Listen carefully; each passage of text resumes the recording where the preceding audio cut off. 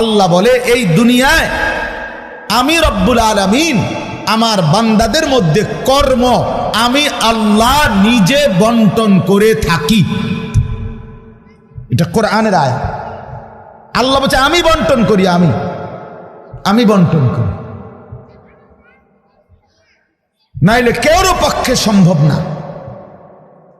আল্লাহ এই প্রখর রৌদ্রের মধ্যে কেউ কাজ করে, প্রচন্ড আগুনের মধ্যে কেউ কাজ করে।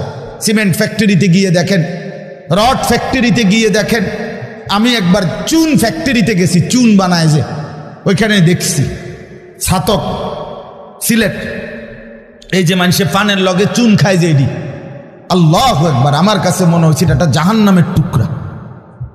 আগুন কাকে বলে? এত তীব্র প্রখর আগুন।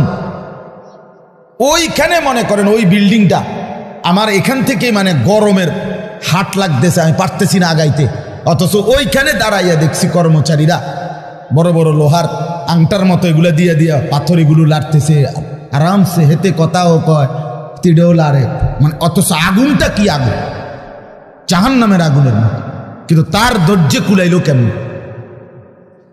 আল্লাহ বলেন এটা আমি বন্টন করি, আমি এই দুনিয়ার কর্ম বন্টন করি, ফলে এই দুনিয়ার এই স্বাভাবিকতা ভারসাম্য টিকে আছে।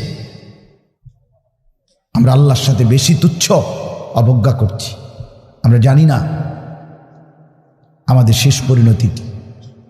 ওমা কাদারুল্লাহ হাক্কা কদরি, আল্লাহ বলছে বান্দা তোমরা আমাকে যথোপযুক্ত কদর করলা না।